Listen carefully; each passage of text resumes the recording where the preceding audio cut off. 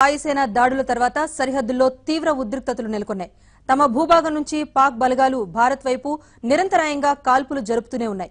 మరోవైపు యురి సెక్టార్లో నక్కిన ఉగ్రవాదులు జవాన్లపై కాల్పులు జరపడంతో మన బలగాలు కూడా ఎదురు కాల్పులు ప్రారంభించాయి. సైన్యం కాల్పుల్లో 2 ఉగ్రవాదులు హతమయ్యారు. వారిని జైషే మహమ్మద్ సంస్థకు చెందిన ఉగ్రవాదులుగా గుర్తించారు.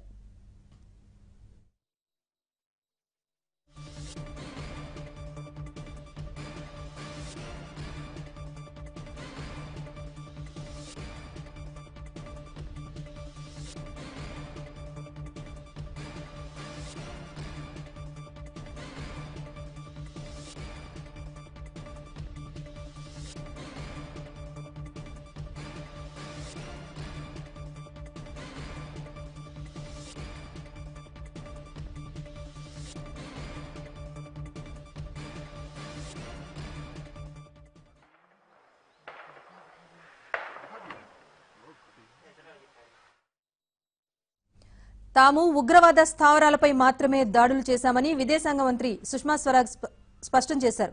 పొరుగు దేశంలోని సైనిక స్థావరాలను కానీ పౌరులను కానీ తాము లక్ష్యంగా చేసుకోలేదన్నారు. పుల్వామా ఉగ్రదాడి ఘటనలు పునరావృతం కాకుండా ఉండేందుకే పాక్ ఆక్రమిత కశ్మీర్లో వైమానిక దాడులు నిర్వహించామని స్పష్టం చేశారు.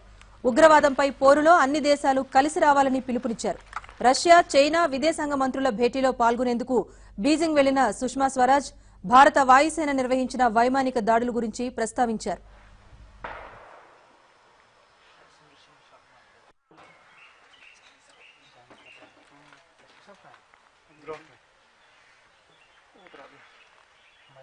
Pulwama terrorist attack, instead of taking seriously the calls by international community to act against Jaish-e-Mohammed and other terror groups based in Pakistan, Pakistan denied any knowledge of the attack and outrightly dismissed claims by Jaish-e-Mohammed.